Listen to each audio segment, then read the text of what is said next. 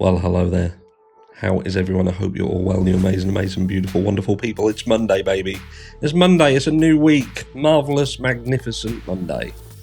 Is it going to remain magnificent? We know we have a pre-trial conference coming at us on Thursday, I believe. So we shall see whether that's going to be able to be covered in any which way, and if we can, we will. So keep your eyes peeled. If you're not subscribed. If you haven't liked this video already, you know you're gonna, so just do it. And even if you know you're not, just do it anyway. You're looking absolutely amazing, I must add. You must have had a good Mother's Day weekend, whether you're a mum, a would-be mum, a could-be mum, a filling in as mum, or someone who simply identifies as mum.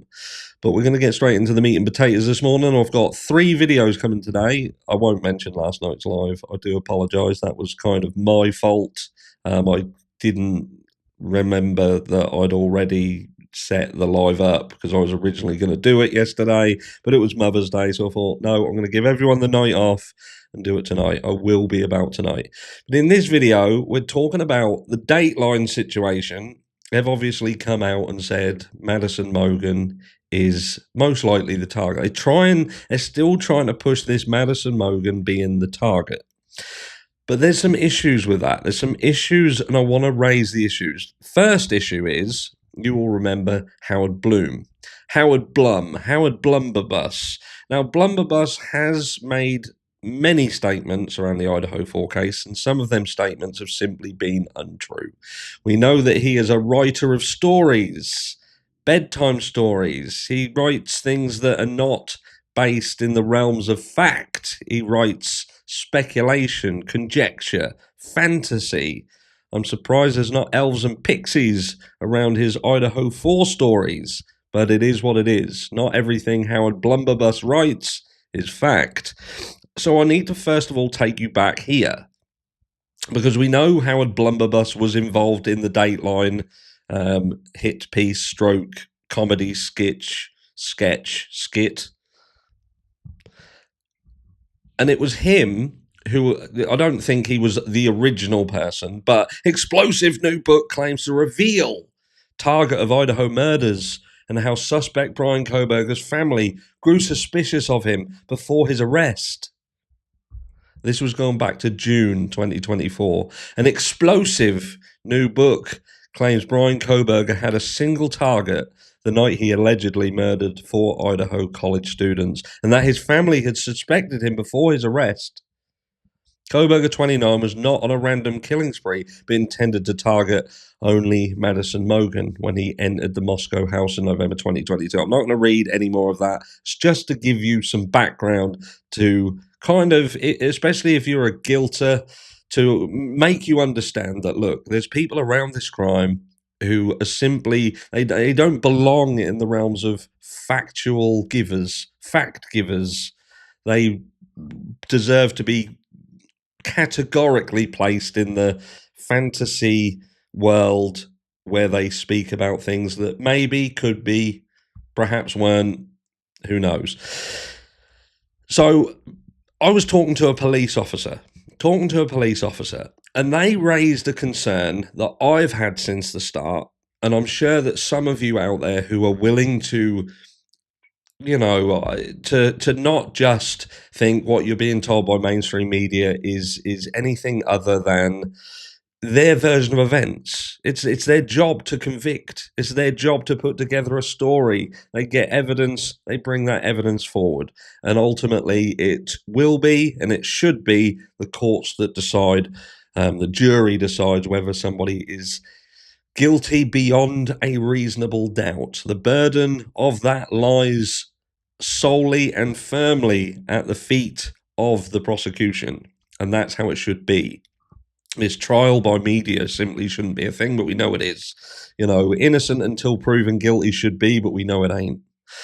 But this police officer raises this issue, and again, it's one that I've had for a while, and that is Bryan Kohberger. Say Bryan Kohberger is the person who did this crime, and he was going to target Maddy Mogen, for instance.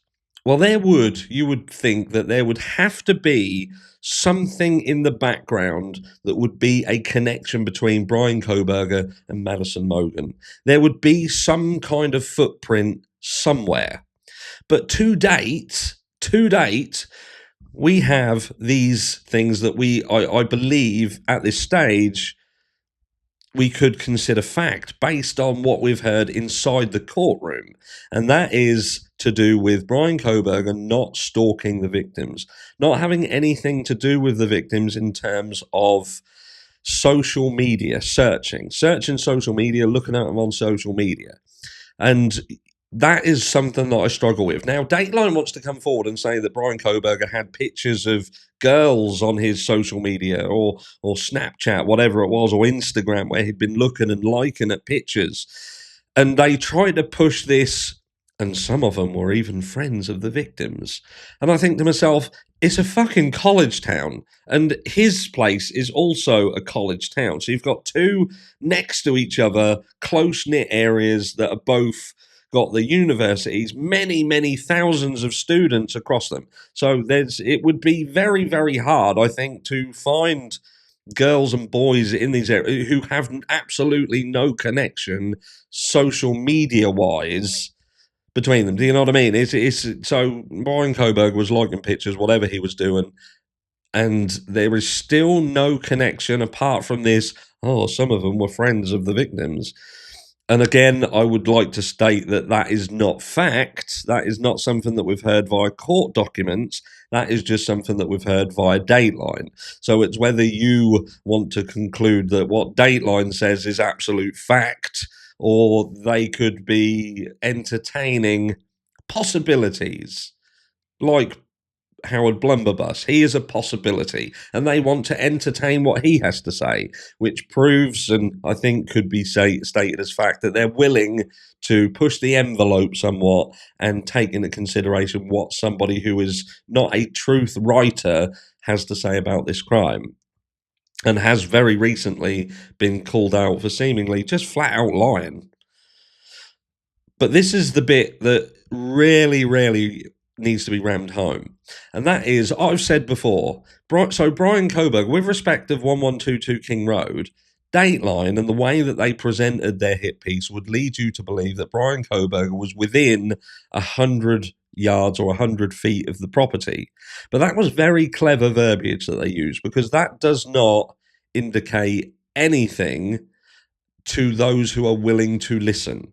Because if you're willing to listen, then you will understand that within the court documentation and within conversations that have been had in the courts, they have stated categorically that there is no indication of stalking.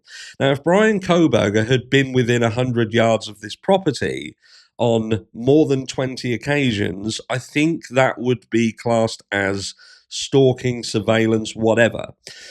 But what Dateline decided to do, they used the way in which these cell towers operate to manipulate the verbiage around that to give you, the viewer, the impression that Bryan Kohberger had been closer to that property than in fact he had. When in actuality, what the issue was with the phone pings, if you like, is that Bryan Kohberger was on a tower that operates within an operational radius of 100 feet of this house. But it doesn't mean that he was within that distance. It just means that the tower that he was caught in covers it covers an area that is up to 100 yards of that house. So it could be considered that he wasn't actually within range of a tower that actually covered the house. He was outside of the radius of the tower that covered the house. And again, that would be something that the likes of Cy would be able to come with his specialty and say, these are the issues. But don't worry, because Cy, a multiple decade specialist in cellular technology, is a conspiracy theorist. Okay? Just remember that. Cy, speciality, cellular data and analytics, conspiracy theorist. Dateline, who manipulates verbiage to make out that Bryan Kohberger was closer to the property than in actuality he was, and absolutely pushes a narrative that completely goes against what the prosecution was saying, and that is that Bryan Kohberger was not stalking. He has no connection to these individuals. So again, why is it that people will watch Dateline, listen to Dateline, and consider what they say is fact when it completely goes against what is said in the courtroom? People so much want Bryan Kohberger to be guilty that they are willing to take the word of Dateline and NBC over actual lawyers and legal representatives that are inside courtrooms talking about this crime. And I'm still not done, because we're talking about Maddy Mogen being a target, right? So no connection, seemingly no indications of Bryan Kohberger being close to this property. They're going through all his internet searches and wants you to believe that he searched this, he searched that, he searched this. But what aren't they showing you that he searched? He's not apparently searching anything to do with looking at the property, trying to find out and understand what's going on inside this property, the layout of this property. So if he hasn't been doing that, because I can bet my bollocks to a barn dance, if he had, we'd know about it. They would be all over that shit like flies on rice. Flies on rice? Flies on shit. Do flies go on rice? I don't know. White on rice, flies on shit. That's what I meant. It's early. I digress. So he doesn't know about this house. He hasn't been near this house. He's not got any connection to the victims inside the house, but we are being pushed a narrative that Maddy Mogen was the intended target. Now, don't get me wrong. Maybe this is a trial by ambush. Something will come out in the trial and we'll be like, so she was the target. This is what they've kept from us. This is what we haven't seen. This is what we haven't heard. And I'm open to that. But what I'm trying to do at this moment in time is bring everybody back into focus on what we know so far. And what we know so far is that Dateline, NBC are pushing a narrative that completely goes against what is said in the courtroom. And some people are okay with that.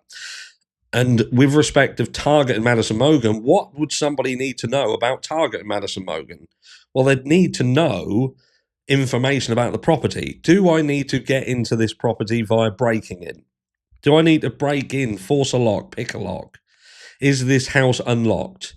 If there is no sign of forced entry, then how did the individual know that they didn't need to force entry? And did they come prepared to force entry? Once you've got in the house, you've then got to understand where people are. And how would somebody with no connection to the house, no connection to the victims, seemingly not been close enough to the property to scour the property and see what's going on? They haven't seemingly searched for it online either. How do they know where Maddy Mogen is on this particular night? This house has got, what, 6 bedrooms? Multiple cars outside. How do you know which room she's in? To enter the house, as they say, to enter the house and go straight to her room. I'll argue that you could argue that of anybody in that house. So you could say, well, whatever the first room that they went to, the person inside that room was the target. So it could be argued that Kaylee Gonsalves could have been the target. Because in actuality, it would appear that Kaylee Gonsalves was injured far beyond what Maddy Mogen was. Far beyond. So how is it that Kaylee Gonsalves isn't the target? Why does it have to be Maddy Mogen? I'll tell you why. Because the pushing the petite blonde, it works. It sells. It makes it worse. For some reason, it's just the way that society is programmed. Young pretty blonde girl, killed in her sleep. Wow. People, you've really got people's attention here. That's part and parcel why the Idaho 4 case has exploded the way it has, because of the victims. And most likely, Maddy Mogen. She's the poster girl for the Idaho 4 case, even though you've got the Gonsalves family who have very much taken her in as their own, strategically, in my opinion. And do you know what I mean? The rest is history. But so how does somebody know what to do when they get into this property? Where do they know where to go? Why is it that they go into this house and don't go to Dylan Mortenson's door, which would have potentially been the first door that they came to. If this was just about going into this house and just killing everyone in the house, so I can see why they would say target. But my question would be, why would it have to be Maddy Mogen, not Katie Gonsalves, as being the target? I don't believe in the Xana Canodal situation, running around the fucking house like a silent movie with no sound. And then I think to myself, okay, there are indicators that this was indeed targeted. Because again, if it wasn't targeted, if it was random, and someone was prepped to break into this house, like actual pick locks or break down doors, or they had a crowbar because they knew or thought they were going to have to break in, why wouldn't they have just broken straight into Dylan Mortenson's door? If you think you've got to break into the house, you must be willing to break into rooms inside the house. So why wouldn't you break into the first door that you come to? So again, there are indicators of this being targeted, but in order for this to be targeted, in my opinion, that goes hand in hand with prior knowledge of the property. So if you want to say that this was targeted, the individual had prior knowledge of the property, you've got to prove how that accumulated. How did they do it? And there isn't anything with respect to Bryan Kohberger to say that he had accumulated knowledge of the inside of this property, because they've said there's no stalking, there's no connection, there's no nothing. So make it make sense. How can Dateline turn around and say that this was a targeted crime, but it was targeted to Maddy Mogen, and how can they still push Bryan Kohberger being the perpetrator if they believe it was targeted, if they believe Maddy Mogen was the target, when the only connection they can make is if they themselves lie and twist the narrative and use special verbiage to form this picture that, again, for the last time, goes completely against what is said actually in the courtroom. Who do you trust? Who do you trust? We'll talk about that in video 2 later. Anyway, love you all. Mwah.